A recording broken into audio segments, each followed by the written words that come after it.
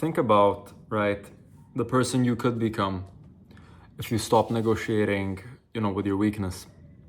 Not tomorrow, maybe not next year, but right now, right? You're either becoming more capable or you're becoming more comfortable in a way, right? And comfort has a price. So the question isn't really how do I improve my life, right? It's how far can I really ascend, right? So with that, I want to start with, what is ascending, right? So as a baseline, you're either ascending or descending. What does that mean? Think about the person, right, that you were maybe 1-2 years ago. 1-2 years ago, fine, I was ascending. I was getting bigger in the gym as a person. I was growing. I moved out to a different country. Are you genuinely becoming more capable? At the time, I thought I was. I just kept on doing what I was doing when I was back home. And overall, I thought I was. Although, turns out, no. I was falling into the same habits, doing stuff that I wouldn't have generally done before, whether for the good or for the worse. And talking to girls that were just not worth my time, really, right? So let's say you were like me, right? You build a stronger body, better mind, better discipline, better social skills, better environment, right? You may think you had that all dialed down. Turns out, no, you didn't. And that's okay, because now you made this big realization. You were like, oh, wait, hold on. I'm not that guy. Not yet. So, most people don't consciously ascend. They just react to life, right? And if you're not deliberately improving yourself, you're probably drifting, right? What does this actually mean to ascend, right? So, at the top you have build a better body, right? That reflects your discipline. Your physical body is the most obvious representation of your habits, right? So you don't need to become a pro bodybuilder, no. You need to become physically capable. You need to be strong, be athletic, have to have a good cardiovascular system, have good cardio fitness, right? You have to have good mobility, good posture, and looking good is a side effect of, all these becoming capable attributes, right? So the key idea is you stop asking yourself necessarily, how do I look better? Or what would make me physically superior to who I was last time or last year, right? Put a benchmark. Train consistently. Eat like someone who respects their body, not like someone who just, overindulges, right? Sleep properly, go outside, get some sunlight, talk to people, do difficult physical things. Really, I cannot stress this enough. If you continue staying in your comfort zone, you are never gonna grow. As a person, as, a fitness individual, and your body should make your life easier, not harder, right? So if you're going to the gym and you have aching joints, there's something wrong, you have to fix that. Moving on. Mastering your mind, right? What does that mean? Physical transformation gets attention because it's visible, right? Although mental transformation is actually what changes your life, right? Learn to do things when you don't actually want to do them, right? Obviously, this doesn't detract from obvious recovery, right? And learn to tolerate boredom, right? Learn to work around boredom and do something that is not boring, right? Learn to tolerate rejection, whether from your peers or from random strangers. I think it's easier from random strangers simply because you don't know them. You're probably never gonna see them again. So, learn to sit with that discomfort. And going into that, working around your boredom, what does that mean? When you're bored, what do you 90% of the time do?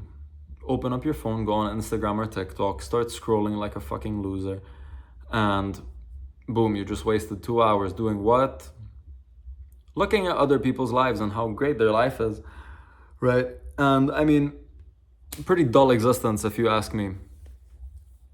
Constant entertainment, whether it's Instagram, porn, Netflix. If it's a constant thing, don't. Same thing for food, right? You have food and you have entertainment. I feel like it's the same thing. If you overindulge, you're declining. So, porn, junk food, endless scrolling, I would put it all in the same bracket. You know, you could put in gaming in there as well. Many of you may say, oh, but it helps me de-stress, it lowers my cortisol. Yeah, but you're also living a false life. You're not that pro racer on your game. You're not the Fortnite guy that says Victory Royale and starts doing dances, bro. You're not military staff either. You know, you're not Ghost from fucking Modern Warfare either, bro. So just, I'd say put it to the side. If it's a social thing, go ahead, in my opinion. If it's a social gathering where, you know, that is what you're doing, I mean, once in a while, it's not gonna kill you. Go ahead, enjoy it. But if it's something that you just do alone by yourself, replace it with something else. Learn a skill. Do something you like. Something that benefits you. Whether it's journaling or painting, drawing, fitness, other forms of fitness. You know, whatever. The point is that. Then we have chasing validation, right? What does that mean? What does that mean? You may think, oh no, but I mean, chasing validation from who? From others? From myself? Stop chasing validation, period, bro. All you're doing is setting a standard that you're never going to achieve just yet. And all that's gonna do is keep on throwing you in this loop of, man, I can't do anything. Man, this girl wouldn't look at me for a second. Man, all you're doing is just keep continuing to compare yourself over and over and over. Stop it. Stop it now. Then, you see, to sum this point all up, none of these things that I just mentioned now, sorry, I hit the drawer, are not going to inherently destroy you. But over time, these things become a problem when you can't control them, right? So, in a way, it's eating at you and eating at your character, right? So, then, we have raising your standards, right? Now it may feel like I'm going down a list because I made myself little speaker notes. But anyway, raising your standards. What do I mean by this? So, your environment very quietly determines what you consider normal, right? So look at the people around you, right? What do they talk about? What do they do? What do they aspire to be, right? How do you spend time with them? What do they tolerate, right? If everyone around you is comfortable being mediocre or, you know, enjoying themselves and only themselves, you know, like if all your buddies do is game, watch porn, and drink, guess what you're gonna be, buddy? You're gonna be a gamer who watches porn and drinks. Very simple. You become just as mediocre as the, 5 people around you. And I know it may seem like some alpha male bullshit, but it is very true. You feed off the people that you're around. So the key idea behind this wouldn't be, you don't need to necessarily abandon everyone, become some lone wolf motherfucker. You're not that guy either. But you need people around you who make you think, fuck, I need to step up my game, Find people who are stronger than you, but in different areas, because if they're just better than you in every area, you're just gonna continuously feel compared, right? So I have a friend, right, who essentially he's good. He's amazing at everything he puts his mind to. And I really aspire to be like him, I have another friend who is super locked in the gym and whatever he decides to do as well. I love people like this because it pushes me to be a better person. It pushes me to do this, to do my other projects, to keep working on myself and keep on improving every single day, right? Compete with them in a friendly way, not in some, oh, I have to be better, because that just ruins your friendship with them. Don't be like that. That's very toxic, and not just, it's not nice. All you're gonna do is lose friends if you compete with your friends in an unhealthy way. There's healthy competition and there's unhealthy competition, which unhealthy competition just means seeking validation from others and comparing yourself constantly. That is not good. Let their standards basically expose your weaknesses, right? So let's say they have this girlfriend and you're stuck in this talking stage with this girl that won't give you the time of day except for when she needs something from you, right? So essentially what you're doing is being used constantly. But they have this very sweet girlfriend who cares about them and loves them a lot. I want you to look at their relationship. Don't give them evil eye. That's fucking sad and disgusting.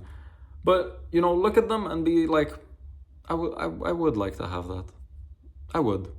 So you look at your phone. You say, this situationship I'm in is not even doing me any justice. Why should I continue staying in here? So you leave. With a smile on your face, you tell her, hey, we don't match. And that's okay. I had a great time, even if you didn't. Good riddance. Bye-bye. You leave. And that's okay. Because all you're doing is you're setting yourself up for greatness, right? Then, become competent. What do I mean by this? So, looking good isn't just the only thing, right? Being disciplined isn't enough, right? You need skills that produce value, right? For example, me. What is my skill? I'm good at speaking. I'm good at communicating the thoughts I have in my brain, right? You need to learn how to communicate. You need to learn how to negotiate. You need to learn how to make money. And I know it may seem like some big thing, but once you realize I can make money just about doing anything, it becomes super easy, right? Learn how to build something. Learn woodcraft for all I care. I don't know. Do something you enjoy, but learn how to solve problems in doing so, right? So the key point I'm trying to draw out from this is that confidence becomes comes from your evidence, whether that's a martial art or something that you're just genuinely good at, right? You don't become confident by telling yourself you're amazing. You're looking at yourself in the mirror and you have, motivational quotes on your lock screen. So, I'm beautiful, I'm enough. No, prove it to yourself. Prove it to yourself that you're able to do the said things. You become more confident by repeatedly proving to yourself, right, that you can handle difficult tasks, that you can continue on doing hard things. If you take up a challenge every week, and I promise you, no, look, every month I want you to set yourself a challenge and I want you to stick to it and see how far you can get. And I guarantee you by the end of that month, if you have been able to achieve even 50%, you will still feel fucking amazing because you will realize I'm awesome. I set myself a new goal every single month. That's 12 goals every year. And even if you complete 50% of that, that's still 6 months that you put to good use. Right? That's great compared to the baseline 0 that you had before. That's awesome. So pick a skill that you want to work on. Obviously, don't overload your plate, but pick a skill, pick a small skill, whatever it may be, something that has value. Then I want you to, deliberately seek discomfort. What do I mean? Your comfort zone is basically this cage that you set around yourself, right? Think about the picture of that chicken trying to get through those two singular bars where the rest of the cage is completely, walkable. It just gets more comfortable over time that you keep on telling yourself, oh, but I can't get there. So I want you to do things that make you nervous, right? Because over time, you train yourself to not be fazed from these things, right? You train when you're tired, to an extent, obviously. If you really need recovery, go recover. Have difficult conversations. When you hold back your tongue, these problems manifest in different ways. Whether you start developing jaw issues or you just become, a step over. You don't want that. Approach people, random people. I promise you, this is a game changer simply because you start realizing that, everyone's human. No one's gonna eat me, right?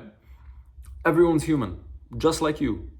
And probably people want to talk too, people have stuff on their mind, whether it is just small talk, but make small talk with everyone, Be like, oh yeah, it's really hot today. Or, ooh, it's actually kind of nice today compared to yesterday. Talk about the weather, who cares? It's something you all have in common, right? Make something. Take the opportunity where you could fail publicly, just to prove it to yourself that, I couldn't, but point is, I tried. I can survive this. Tell yourself that. But don't just tell yourself that and then not do it. That's pointless. Every time you voluntarily, right, enter this uncomfortable situation, you come out stronger and your world gets bigger, right? Your worldview changes because all you keep on thinking about now is, okay, I was able to do that. Let's go on to the next challenging thing. And that's awesome. So then I think for one of my final points, we have, you see, stop identifying yourself with your current self, right? I don't identify myself with me from 2 months ago. And now you may say, oh, but it's just been 60 days. You couldn't have possibly changed so much in 60 days. Actually, motherfucker, yeah, I have greatly. And one of the biggest traps I would say is, oh, it's just who I am. Oh, but I'm lazy. Oh, I'm socially awkward. I'm not athletic, I'm bad with money. All these negative things, right? They aren't identities, they're just traits that your bitch ass has, right? That's just your current behavior. These are descriptions. All you have to do, right? Your past evidence of who you've been isn't a contract to, who you're going to become or who you want to become, right? You can completely change your trajectory with very simple, direct steps. What you have to stop protecting is the current version of yourself. Let it go. You will outgrow this, and that is not a scary thing, that is a beautiful thing. Keep on growing, bro. Then I would say it is severely important for you to have a direction. What do I mean? You can't ascend, right, without knowing where you're getting, right? If you have no end goal, you have no metric. You decide what is better and what actually better means to you, right? So you ask yourself, what do I want my body to look like? What do I want my body to perform like? What kind of man or woman do I want to be? What kind of social skills do I want? What kind of skills in general do I want? How much money do I want to make? What is it? Who is it that I want around me? What kind of life would I strive for? What would actually make me proud? And then reverse engineer it, right? What are the steps that I need to do to get to this point? And I know it's not easy, but if you really want it, you will take the time to do so. Don't obsess over the final destination, no. Building systems that make the destination inevitable is what you're striving for, right? So to conclude everything, the main goal is ascension, right? Ascension isn't one big massive transformation. It's, gradual, tiny decisions that compound over time. One better meal, one better workout, One difficult conversation, right? 1 hour spent learning instead of scrolling. 1 hour spent journaling instead of watching porn, right? One rejection doesn't ruin who you are. It just sets you up for the next, and the next one, and the next one, and the next one. So the final goal isn't to be perfect, right? The final goal, and I urge you to listen to what I have to say, is to make the version of yourself from yesterday look small. Not in a bad way, but in a way where you're physically, mentally, and financially, socially, spiritually, whatever. Don't compete with everyone else. Compete with yourself from the day before. You know, compete with yourself from your